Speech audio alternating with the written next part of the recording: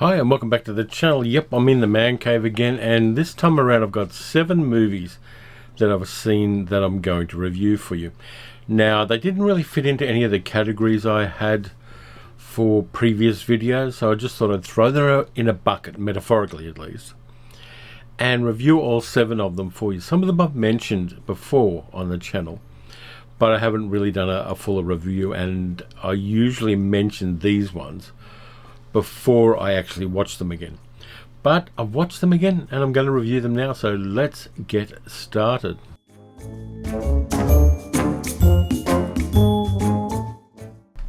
This one's a bit of a deep cut from 1957.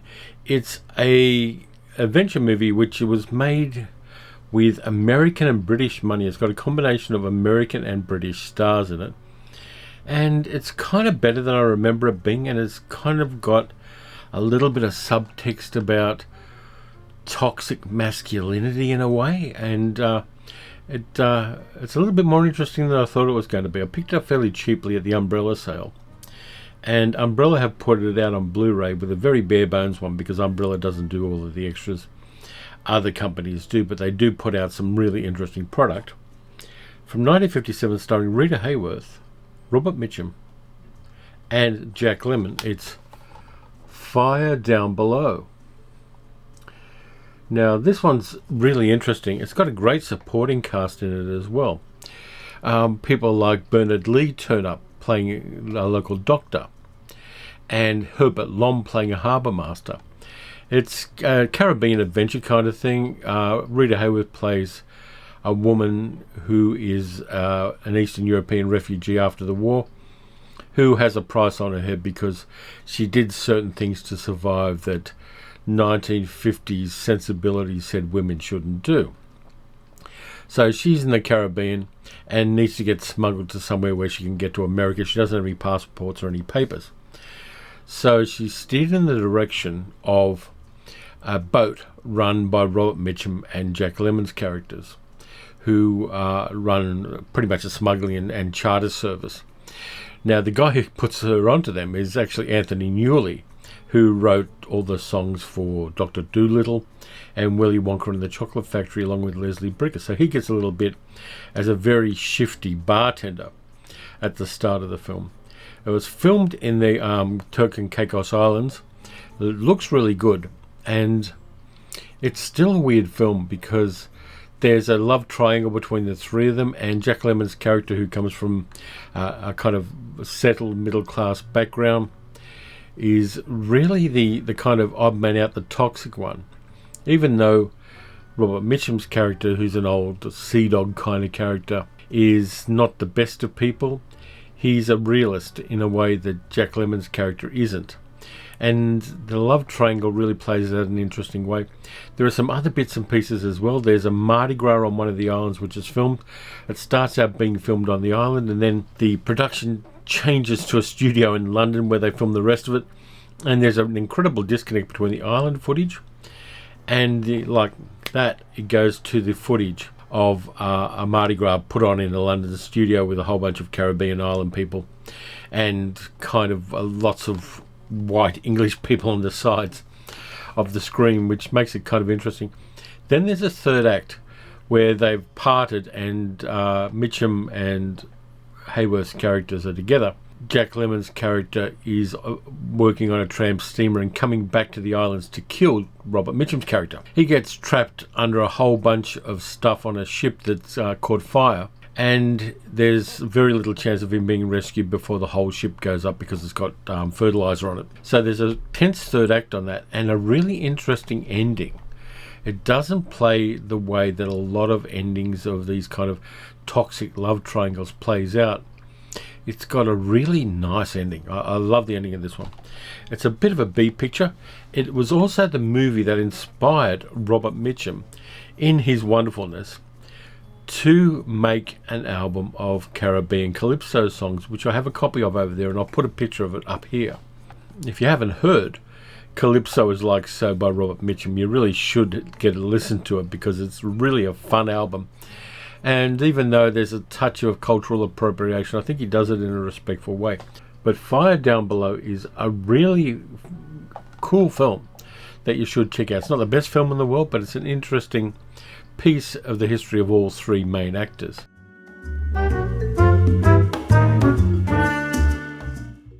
The next one's a deep cut. I got this from Kino Lorber via eBay because I can either buy Kino Lorber directly from Kino Lorber and pay a shit ton of postage, or I can get it from eBay and get things a lot cheaper. It's a really weird thing with Australia trying to get Kino Lorber discs. This one's a brand new 2K master of a movie directed by Gordon Douglas in 1970. Partly filmed in New Guinea, partly filmed in Jamaica, substituting for New Guinea. It stars Burt Reynolds, Roger C. Carmel, Chips Rafferty, Alexander Knox, and Burt Reynolds, and it's a little film called Skullduggery. I mentioned buying this, but I've watched it now, and it is a crazy film. Susan Clark plays an anthropologist who's studying people in New Guinea and looking for ancient skulls and things. Burt Reynolds is a pilot who's a bit of a chancer and tries to muddle his way around, and he becomes part of an expedition. And Roger C. Carmel's character, who's playing a kind of, I think he's a Dutchman with a pipe and a big mustache, and Chips Rafferty, who's playing a priest, which is a very un-Chips Rafferty role to have, end up going into the New Guinea highlands and find another human species, in a sense. They call them tropies, but what they are, and then they say they're the missing link, but what they are is actually a totally different human species.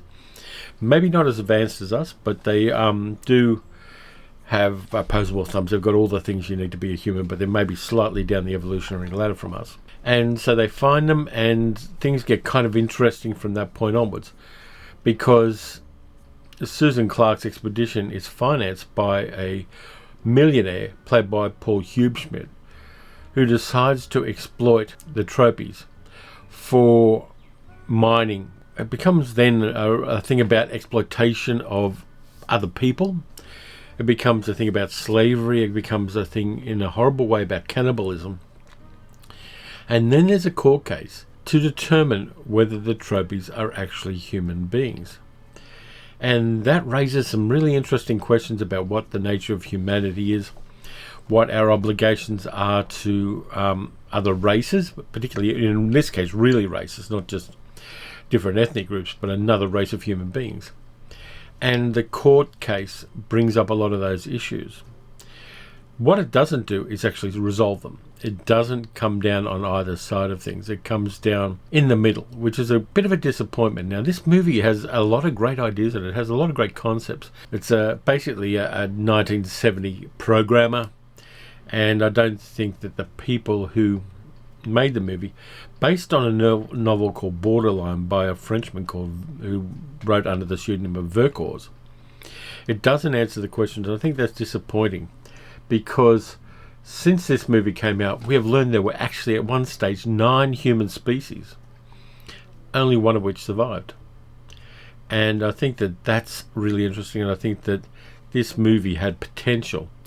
And I wouldn't be adverse to a remake of this one, which looks at things in a more nuanced way. It's a little hard to find any place that hasn't been touched by civilization in 2022, but it could be made as a period piece movie, I suppose. Again, it's a movie that's better than it should be, but disappointing in the climax nonetheless.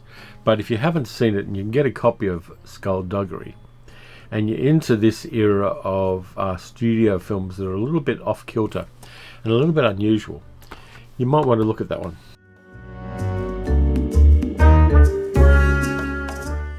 The third movie I got is one of the 3 Imprint movies I'm going to talk about, because this one is more than a little crazy. From 1978, starring Richard Burton, Lino Ventura. If you know who Lino Ventura is, you're going to go goody. And the wonderful Lee Remick. It is the Medusa Touch, which Imprint have put out in a beautiful edition. There's a lot of extras on it. There's the back cover, and there's the internal case, which has a different cover entirely. It's about a novelist called John Morlar, played by Richard Burton, who is attacked in his apartment and beaten to the brink of death. For a long time they think he's dead, but then he kind of revives slightly and he's in a coma. and they put him on life support machinery in a hospital run by Gordon Jackson. And the history of Morla comes out as a French detective who was doing an exchange program with England, played by Lena Ventura, investigates the attempted murder of Morla. And he finds out some really interesting things about Morla and the possibility that he telekinetically causes tragedy. Lee Remick plays a psychologist or a psychiatrist that he goes to. There's a lot of this shown in flashback as well. And Burton gets to do some really, really great dialogue, very kind of misanthropic dialogue about the nature of humanity and how we treat each other. He's actually not wrong on some points. He talks pejoratively about the British royal family and about privilege and about the way people treat each other. So there's some parts of Morla's philosophy that's actually kind of accurate. And we get an escalation in the tragedies that occur during the movie and during the life of John Morla. This is a hidden gem. I don't think it's perfect. It was directed by Jack Gold, who did some really interesting work and always came at movies from a very much a left-wing viewpoint. And it works. Lee Remick's pretty good in a role that was originally written in the original Peter Van Greenway novel for a man. But she does a good job on it as well. Supporting cast is really good. Harry Andrews turns up, and I always love Harry Andrews in a movie. The Medusa Touch is one you should have in your collection because it really works at a 1978 level, and there's an implication that something very, very bad is going to happen at the end of the movie. And I really like that. I like the way they kind of throw that stone into the pond and don't wait for the ripples to radiate from it. But I'm glad I've got this one. I was kind of dithering about getting it originally, but I took a chance on it. I watched it, and I like it. I think it's a lot of fun and really does sit comfortably between 60s exploitation and the kind of disaster movies and heavier themed movies that we got in, say, the 80s and 90s.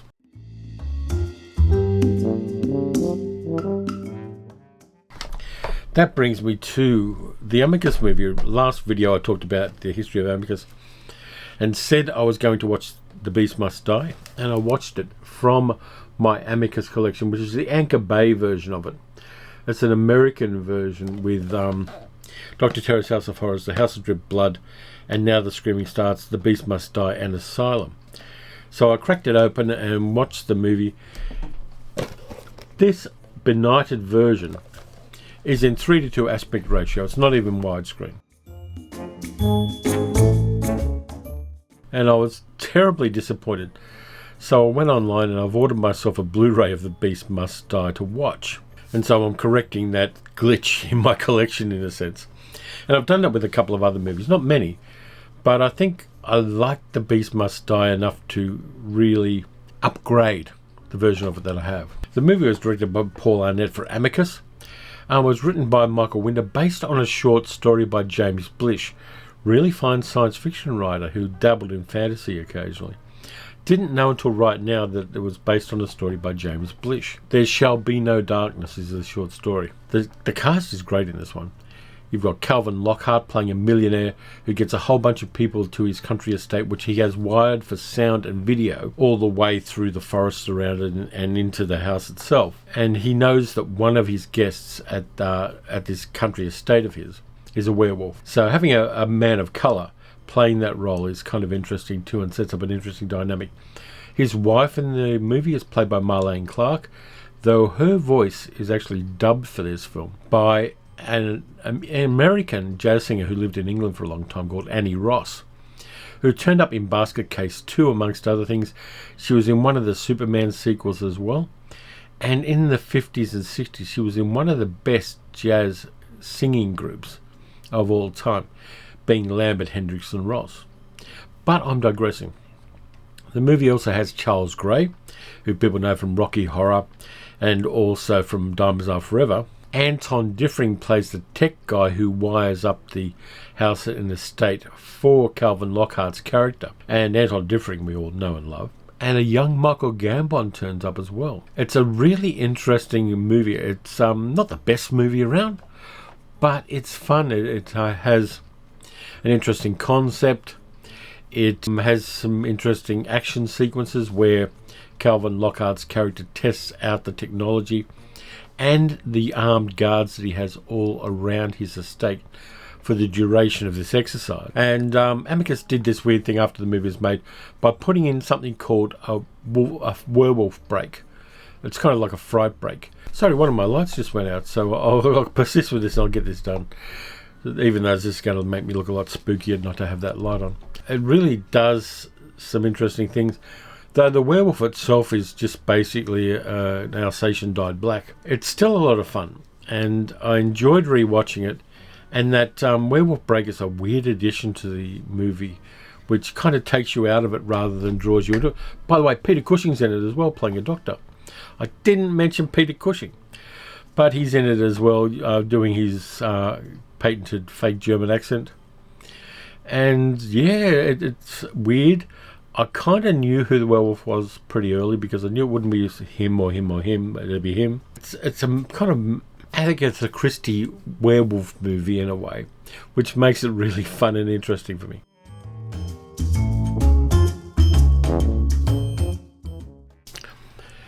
This is a 1970 movie starring Ava Gardner, Ian McShane and Stephanie Beacham.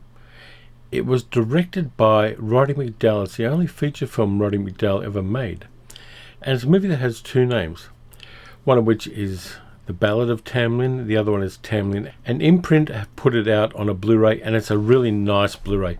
I've misplaced my copy of it, so I'll put a picture of it up here. And it's a really interesting story based on a Celtic legend about an older woman who's a witch who seduces and ensorcels a younger man, played by Ian McShane. Ava Gardner's playing the witch. It's set in a modern context. It's filmed in London and also on a beautiful country estate. And it has a really weird ending to it, and it has a really interesting vibe about it. And it's a shame Roddy McDowall didn't make more movies. This one really does create a world that's somewhat different than any world in any movie that I can recall. The acting is great in it, and young McShane is kind of vivid and intense. Ava Gardner has one of her best later roles, playing the older witch, even though she's still very beautiful. And Stephanie Beacham is a younger local woman who falls in love with, and who is fallen in love with by the Ian McShane character. Tamlin's a bit of an outlier. It's a bit hard to put it into any kind of genre category. It could be partly horror, it could be partly drama. It could also be magic realism, because there are some very surreal scenes toward the end when the witch's coven come after the young man played by Ian McShane.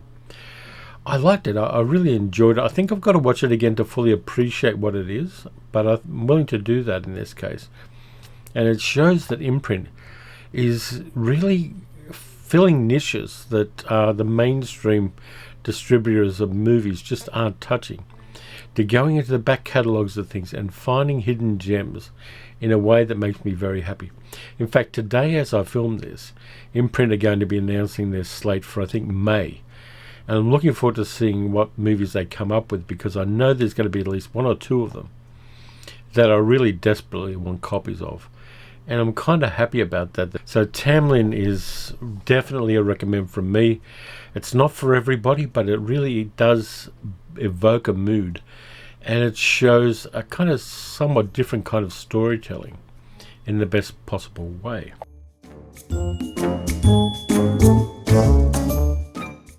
The last one's another one that I was kind of reluctant to buy, because it didn't really ring any chimes with me when I saw that it was coming up.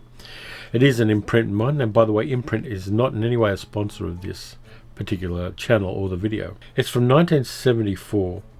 It's a kind of country bucolic horror film, filmed around Connecticut, with a cast of actors who are mostly known for their New York stage work.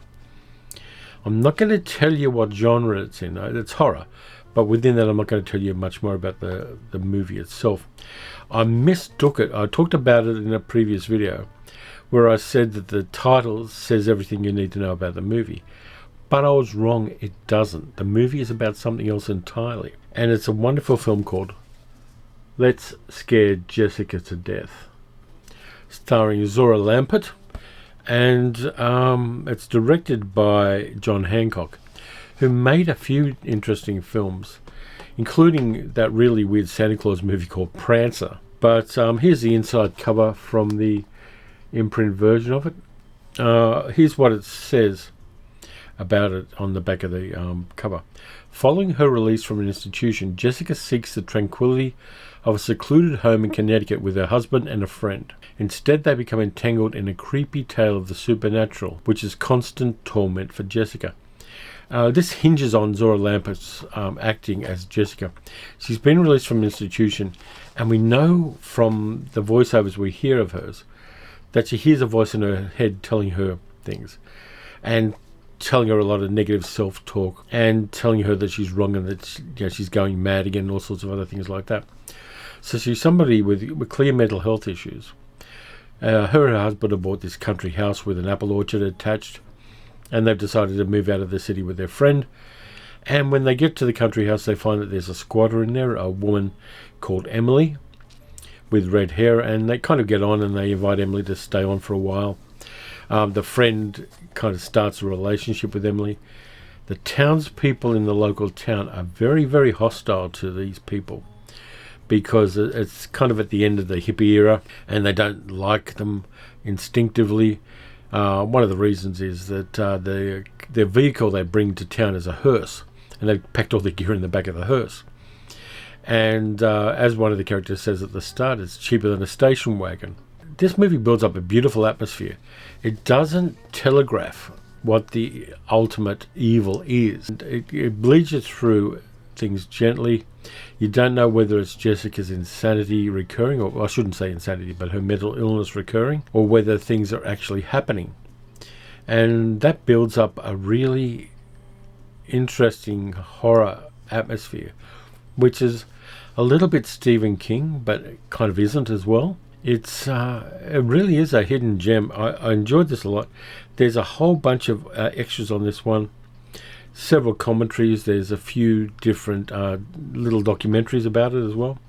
It's a really nice package of this film, which few people have heard of unless they watched it on late night TV back in the day. It's a recommend from me. As I said, I'm not going to tell you the upshot of the movie, but it makes logical sense and it creates its own mythology in doing so. But you should check this one out because you're going to enjoy it if you're that kind of person. Anyway, that's it for this time around. Thank you very much for watching. If you enjoyed the video, please consider liking, subscribing, and leaving a comment. You can also support the channel at patreon.com/paleocinema, which I would like you to do. Anyway, look after yourself, stay safe, take care. Watch some good movies, watch some bad movies. Definitely look for some hidden gems because they're out there and you're going to love them when you see them. And I'll catch you next time.